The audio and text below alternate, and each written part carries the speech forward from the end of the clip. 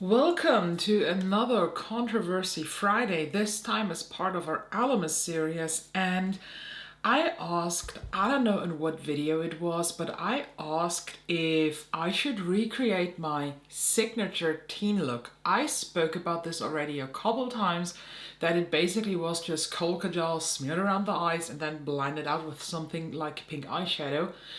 And a lot of you said, oh, you should totally do this because that sounds like a fucking great idea. So this is what I'm going to do today, as we are going to talk about today's controversy topic. I chose the topic for today as just the question, when is the point that you lose trust in an influencer, or like in a content creator, you say nowadays? What is the moment that you feel like that they are lying for money or for clout? Let's discuss. We're starting with the YouTube comments today, and the first one says, I can forgive a lot, especially when a creator is new, young, growing. The one thing that will make me immediately disengage if they are actually caught in a lie or in an undisclosed sponsorship. I think this happens more on TikTok, but regardless. Other than that, I guess my trust can be eroded over time if somebody starts getting oddly empathetic, is that right? Yeah, about certain products and their reviews stop holding weight with me. It's less dramatic than a singular moment in that case, but I think on YouTube at least it seems to be more common. I prefer the people that are actually caught in direct lie though, it makes decision a lot quicker, lol. I agree, and you will see among the comments and the thoughts that you shared with me, a lot of them are basically the same vibe, and a lot of them do actually mention this thing of unclosed or undisclosed ads. I even have to apply my makeup in a different order because I will not be doing a whole like look or so. It's just smeared kajal, so I don't have to do it in my typical order, and I have to get a bit more creative with my application method today. Back in my youth, I also was not into glowy skin. I was like matte because I had super duper oily skin. Therefore, this is what I'm going to do. I will just dry down my face in full coverage matte. Or at least I try to. This already looks horrible on my forehead. And I see cuts in video editing that can perhaps cover some difficulties of a product that they are singing the praises of. Or like maybe they added something off camera and then make it look better than it really is. Okay, wait. I can't think of a specific example of anyone doing this, but I've seen it before. I can, we'll talk about that in a second. I'm just hypersensitive to being misled, and certain types of cuts in editing can make me suspicious, if you know what I mean. But of course, I don't mind regular editing cuts of things that don't relate to specific content. Do you know what my first thought is? Michaela and Lashgate, because this is like, this is what you described. If you don't know what Lashgate is, you can Google it and then you have like a full rabbit hole to fall down. The short story is she was doing an undisclosed ad for the L'Oreal Telescopic Lift Mascara, the new one. She applied it on TikTok. There was a cut and then she was like, oh my god, look at my lashes. I can't imitate her accent. But it was so clear that she had put on falsies off camera and she was denying it in the comments. Like, why are people still trusting this girl? I don't know. By the way, the whole morning, nothing was happening outside. No dog was barking. The moment that I started filming, they talked to each other. What the fuck? There is something about the way the commentary comes across and it doesn't look natural. It looks forced and regimented. If they review constantly for a sponsor or call all the reviews are phenomenal. Too many giveaways with the products. There's something about that is telling. They start to sound like robots. It's freaky. Oh yeah, I completely know what you mean. I mean, with the giveaway thing, I think it depends kind of, because there was a creator, I cannot remember who it actually was, but she got sent like whole collections, like foundation release. Let's send her all 42 shades that we have. So of course what she did is she picked her shade that matches her and then she gave away the rest. I think that is not exactly what you mean, but I guess you mean those overly exaggerating giveaways. like Michaela. I don't know if she does these giveaways on TikTok too, but I used to follow her Instagram account for a while, and I'm just rubbing off my concealer currently. And her giveaways, like, she piled on this whole bag of makeup on the floor. It was nicely arranged, and you could fit her twice in that amount of makeup that she was giving away in one giveaway. And I think that's just a bit much. My forehead looks dry like a fucking desert. I think this is the fullest coverage I can achieve currently with my skin. I think we just witnessed a life empty. I mean, there is still a bit scratched on the side. I can use this maybe once, but you will see this in the December empties. This next comment is very, very, very, very, very interesting, I'm honest with you. This got me thinking for a while. I'm honestly expecting a little bit dishonesty from almost every creator with at least 5,000 plus of followers. For me, it's not a big issue because I only watch content about products I already have, excluding swatches sometimes. I search for inspiration, for colors and shapes, not reviews. Still, I always notice and dislike when there are creators that never say anything negative about anything or say a lot same things than other creators. Oh, I already have an example in my mind. I guess those are the words they got paid for, and that's sad for those who look for trustful creators. What makes me kind of thinking here with this comment is the first sentence. You expect dishonesty? Why? Why do you expect dishonesty? That makes me, I'm a bit confused by that. My guess, and that's just a shot in the dark, is because you might assume that every content creator is doing this to gain kind of popularity among brands and to grow. And it would be a lie of me if this is not my goal too, but dishonesty then? Absolutely fucking not.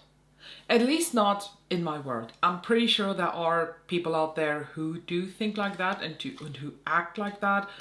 But it's kind of shocking, and I guess you are not alone with that view, that you already expect this honesty from a creator.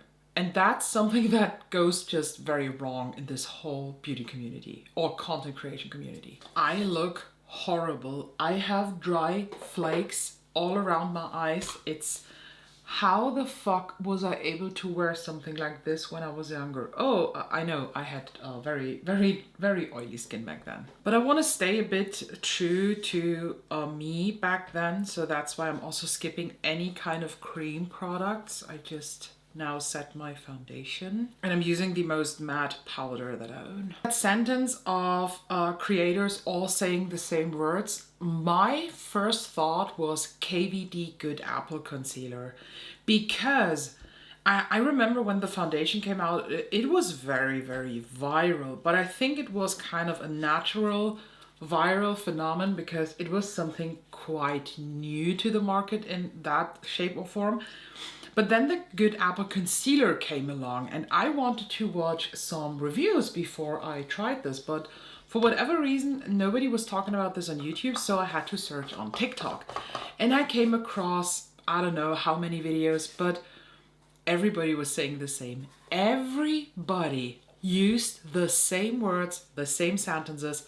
I even posted on Reddit about this, and I was called like psychotic because we're like, oh no, it's not the same words. Bitch, these were the same words. And this was just the start of undisclosing ads on TikTok. Or maybe not the start, but this was the first time that I actually really noticed this. If I should ever be in doubt again why I do such a complicated base routine, I probably just have to watch this video. I don't know if you can tell, but I look really horrible. So this is a longer one. The usual like Michaela and actually it says Michaela and not Michaela, and I think this is hilarious. And when they are totally narcissistic, like who needs this, what a waste of money, why do they release this, is ugly. When it's just a product that doesn't fit their style or skin type. A good review can be with a product that isn't for them. What happened to reflection? Saying this works great but isn't for me is nothing that gets someone cancelled. I have to admit that I do this sometimes too, because I'm always praising this. It's my reality. It's my type of reality. So this is my personal truth. But I get what you say there. But I have to admit, I do that too. I say that too. This is ugly bullshit. Nobody asked for this. I say that too. Run, don't walk, and other stupid phrases. Just say you're hyping it up for money or lazy or are too lazy to think about what to say. This is a sentence that gives me a bit of an ick too. And I think I officially said this maybe once or twice here on YouTube. And no, the highlight ranking is not up yet. But I will say that sentence in the highlight ranking for my top highlighter. It's been 3 to 4 hours, it holds up perfectly. Fabulous product. Bitch, come down from your privileged tower. Regular people don't need the 3 to 4 hour wear test. Our day is longer. I work from home, but still 10 hours is a minimum for me, and nobody is refreshing everything at lunch. I completely agree. I used to post pictures in my story of my face after my 16-hour days because this is just what truth looks like. And a foundation review is very, very hard to believe sometimes, especially when it's a full-time content creator, because their lifestyle is just very, very different from a normal person's lifestyle. For example, a foundation that does hold up on me for 16 hours very, very well is, for example, the Chanel Souple Marchand. It looks nearly the same, but I do work in an office, so I cannot compare my experience maybe with the experience of somebody who's wearing this and is doing a physical exhausting job. It will probably look completely different. Showing palettes that are their favorites that are barely touched. I own some eyeshadows. I know how they look after some uses, after some more uses than a review. I have to agree and disagree at the same time because my favorite eyeshadow palettes, or in general my eyeshadow palettes, most of the time do not look used to because I am a very weird person and I do clean them. I tidy them up, I clean them, and if there's like weird flakes or dents going on, I press them back because I just can't stand that. Not pan hitting, you know, I think hitting pan is something very beautiful that I like to look at, and I actually really like to look at destroyed palettes for the fact of I see how much they are loved, but I know myself, one of my most used palettes doesn't look touched at all, but I still use it. I still can use it, but I'm just quite careful and I clean them very often. In my youth, contouring and bronzer was not the thing, but since I'm aiming for my signature look, let's apply a little bit of contour. You know, in my youth, when I started makeup, blush and highlight definitely was not a thing, but I feel like I wanted to take this in more advanced regions, so let me just at least add a bit of blush and highlighter. Just a tiny, tiny bit. Because I have to film other videos today, I don't want to look like dad. But I use a more subtle highlight, so nothing super blinding. I agree with most of the other comments, but something that irks me is when a YouTuber comes back on a previous negative review of a product as soon as they're getting sponsored and start to talk more gently about it or suddenly get really enthusiastic, or the other way around. Some YouTubers even get called in their lies, like Alana Davison did a sponsorship for Burt's Bees Foundation, and Harvey literally closed the foundation because it wasn't good, and giving all the reasons why it wasn't good. And when people called her out in a comment, she got offensive and unfriendly and said that people can't expect to remember every product she ever used, etc. Well, that's just unprofessional, and she's cancelled to me. Also a pet peeve, when they use filters in pictures or videos and don't disclose it. That's lying too, but in a different sense. You advertise how pretty certain products are or how well they perform, but you won't say that you have can enhance your content. I don't need to watch that. 100% agree. Especially, no, not especially, on both parts of this comment. We have this issue currently, by the way, if you are into the beauty community at all, and if you watch also TikTok, Essence. Essence is a topic currently. And again, let me just grab my brow pencil. Mika Liar, because I just used that word because I think this is hilarious. She did an Essence sponsorship. First of all, it was not disclosed. And then she was like raving about that certain concealer that they have. But there's a video of her half a year earlier where she just literally said how fucking shit this concealer is. But now she gets paid. Even Morgan Turner did a like advertisement story for Essence, but did not disclose this, which makes me really, really icky. I think the point where trust is lost will be different for everyone. Yes, 100%. But the common thread will be that these creators either don't know or don't care how important their integrity is. I cannot agree more. I feel like a lot of creators that do grow and that get higher in numbers and get more money from what they're doing, they forget who is responsible for that. I mean, of course, it's because of their work, but it's because they had integrity. It's because they were reliable. It's because people trusted them, and people, the watchers, the viewers, the fans, they raised them. They made them popular. The content creator, of course, has to do work, but it's mainly the viewer who is responsible for their success. I think a full disclosure of sponsorship should be provided at the beginning of every video. Yes, if there is or is not any. It's also nice to know what are repeat and what are personal purchases. That lends credibility to the content creator. I tend to go with my gut feelings. I have a pretty accurate bullshit detector. I hope the bullshit detector doesn't ring when you see me. But I love this comment. That's a really good one. I think the point of no return is when you can physically see a product is shit, but the creator is saying it is their favorite brand. Again, essence. Laura Lee, what is it? Just Laura Lee? Yeah, it's just Laura Lee. I think she did either a TikTok or an Instagram story also praising this essence shit, and you were able to see how she had this line here on her face, like, oh, the match is so good. No, it's not. Or I think the worst is when they're showing their favorite palettes that they use all the time, and you can tell it's new. Okay, you can't tell with my palettes that they're new, but they're just like clean and tidy. And the last one from YouTube, good question. I used to like watching and really trusted the reviews of a certain YouTuber, and then she did a post raving about how great these Nivea products were, including eye cream. She usually is very natural and uses a mix of high and low priced things, but she really knows her skincare, and it was so obviously an ad and bullshit. I was really disappointed and can't watch her now. I'm so sorry that they hurt you. I mean, when you're a fan, you are hurt that one of your favorite creators is doing this.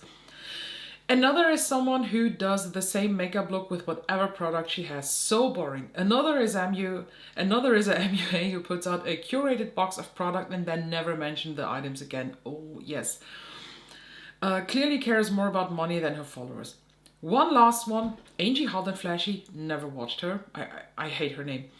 I used to follow and watch her. I put a question about something she'd said in the comments and she was so rude. Basically told me to go back to her other videos to find the answer, like I was wasting her time. Okay. I mean, this is just something I hate when creators are doing this. Just answer me the fucking question and maybe link to the video. When I upload a video with a certain look, I have had people asking me, what do I wear on my eyes? I could be a bullshit creator and gatekeep it and be like, oh, you have to click on that video. Oh, watch this video. Or I can be a decent human being and just tell them, I'm wearing this and that palette. If you want to see the tutorial, you will find it here and there. Or the video with the tutorial will be up this week too. I hate this gatekeeping thing and this constant pressure of engagement. That's better. They try to pressure you into engaging with their channel so their rates are raising. That's the only reason behind that, and this is just really exhausting. And the one you've mentioned, Kaki, because she seems in love with herself and every thought she has. I just don't care about her opinion or anything anymore. She seems narcissistic and is a complete turnoff. And that's the end of my rant. Oh girl, I understand you so much. Okay, now for the fun part before we head into the Instagram comments, the eyes. Black cocoa gel smeared all around the eyes, blended out with a pink eyeshadow, and I took my Beauty Bay Bright Matte palette because I feel like this is the only palette that has kind of pinks to it that matches it, and I think this one, what's it called? Make Them Wink is like very matching to the pink that I used to wear back then. When you see them kiss ass in comments on the brand's posts, oh boy, I have seen this so often and it makes me so sick. I hate that. You don't have to be rude in the comments, like, no you don't, but nobody is telling you that you cannot stand with your opinion on a certain product or a certain behavior. For example, I criticized the fact that Blend Bunny Cosmetics reposted McClure applying their lip oil. I commented that this is maybe not the best choice that they could have done because of the things that are going on with her, and I think for a brand like Blend Bunny Cosmetics, this is definitely threatening their whole reputation. And Maggie, I think her name is Maggie, she replied in the most wonderful way ever, thanked me for my opinion, said that she wished that a lot of people would comment so thoughtful like I did, and then we had a bit of a chat in the DMs going on, and she ended up actually deleting this. I don't think it's because of my comment, I think because she was very, very exhausted by the other comments, because a lot of the comments underneath were just yeah, hating on her, which is not okay too. But for example, I don't know the names, but I saw some creators, some makeup creators with the verified ticks saying, oh, so good how you support other creators. I'm like, what the fuck? Stop crawling up asses of brands. It's just so, so disgusting. Like, why are you doing this? What do you think happens? And I think it's even worse when those creators are not affiliated with the brand at all, when they just try to get their attention. When they only give positive reviews no matter what. Oh yes, that's right. No matter what those people are trying, no matter what they're putting on their faces, everything is just so good, everything is just fine. It's so obvious that they're lying. This looks so horrible. When everything they content is PR. So the question I have here is, do you mean when they only do content with their PR, or when they only post like, oh, look at my PR, look at my PR, look at this, look at that? I think that's like two different scenarios to talk about, because PR is what they get, so the brand kind of hopes that this creator is talking about them, and PR is what helps the creator to grow further, so it's like a win-win situation for everybody. It's not a must, a creator can grow without PR, but you know what I mean. Okay, let me now just tap into this bright pink. Oh boy. I am instantly 14 years old again. When they try so hard to make excuses why a product didn't work for them, oh yeah, I have seen that too, and I was like, get to the point, stop rambling. It's okay that the product does not work for you. The brand will not be mad about you. So, for example, I criticize Angelica Ninquist quite often for a lot of the things that she says and her wishy-washy behavior in a lot of ways. But I have to admit that her review, for example, on the Blend Bunny Machina palette really surprised me, because she did quite a reflected review telling her thoughts about the palette, and she had some critical thoughts, and she told the world her critique on that palette. And I don't think that the brand will be mad about this and will stop working with her. It's just good feedback to know. And it was nothing insulting. It was not mean or whatever by any means. It was just very good critique. I tend to trust smaller creators more than the bigger ones. I get you. I feel that. And that kind of aligns with things that other people said, because the bigger ones, I guess you are also afraid of them being just way too much behind money. Just way, way too much hunting the money and the next paycheck. When all of a sudden they and their friends are starting to talk about a certain product or brand, i.e. Refer. Oh, that hurts, because I personally talk about Refer too, because I genuinely love them. I have to admit, I found them through YouTube videos. I think it was it Charlotte Holdcroft? I think it actually was Patty Alonso who got me to try them. And I personally really enjoy Refer brushes. I think they are that good. I think they hold up to the claims that you hear from the creators. But I think brushes are just as personal as mascara.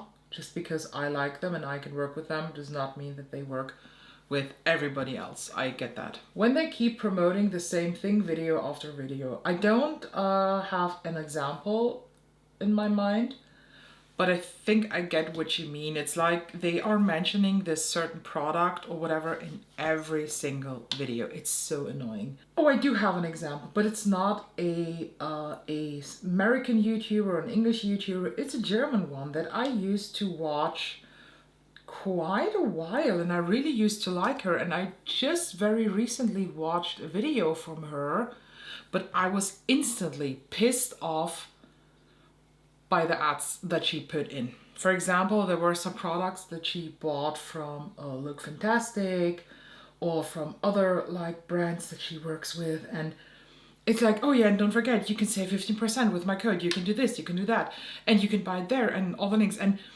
it's like 25% of her video was talking about her codes. I do that too. I mention that most of the time at the end of a video or something like that. But it's a short sentence. It is not 20% of my video. And I feel like you can really sense when a creator has a contract with a certain brand, and that contract says you have to talk about the brand in your next 5 videos. You can totally feel that. It makes my eyes so small. I feel like I look like this. So this is a German comment, but it basically says as the second Instagram comment, it's unbelievable when they praise every single product. It's I think we are we have the same opinion here. It's just not possible. You cannot love every single product, and even if there is a certain brand that you really love, for example, I adore Natasha Denona, but I can still say that, for example, the Yucca palette is a palette that is the worst that I ever tried, that I hate Biba, that I hate the Pastels palette. My love for the I Need a Nude has grown, but I can still criticize her products even though I love the brand a lot. And I can still criticize their behavior. I mean, the brand is good, but I think they're like leaks that they have. They are like all of a sudden, it's just no. Some creators are always raving about the products they receive. Oh, I get that. I also have the feeling with some of the creators that they feel like they have to praise a brand just either to get another package of PR, or just in general because they sent them PR, that they think they don't have the right to criticize the brand. And I think that's just wrong. I think a brand can learn from critique of PR people. You know what I mean? Every feedback is good feedback. Just have to use it. You just have to read it to understand it, and more importantly, you have to get it. When people are constantly praising a brand, how should the brand learn? How should they develop as brand? Here again, when they are always praising the brand, tell nothing is bad when a product is shit. Yes. And the last one is, and when a creator is always in a defensive mood or don't think their followers just money and things. Yep, highly agree on this.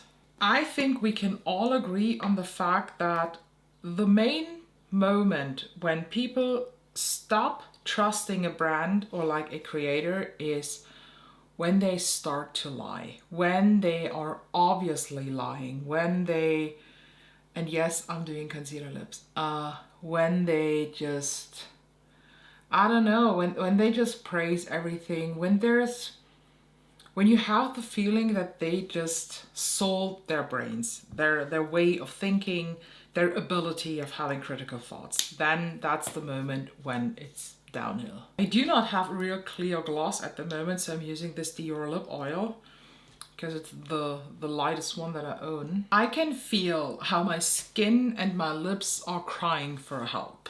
Although I have to admit the concealer lip kind of still is a vibe. And that is just the recreation of my 14-year-old self emo look. It's not that bad, mainly because I do have better skills. I would completely change the skin. I feel super crusty and dry, especially here. Maybe some Fix Plus can fix it because, as I said, I have to film a couple videos now, so I kind of try to fix that look. What I like the most about the eyes is the way this black and pink combo is just pronouncing all the green parts in my eyes. That's the best thing I can say about this now. Let me please know down below, what was your signature look as a teen? Would you wear it today? Let us know. And what do you think about our today's controversy topic? If you want to participate in one of those Controversy Fridays, you totally can.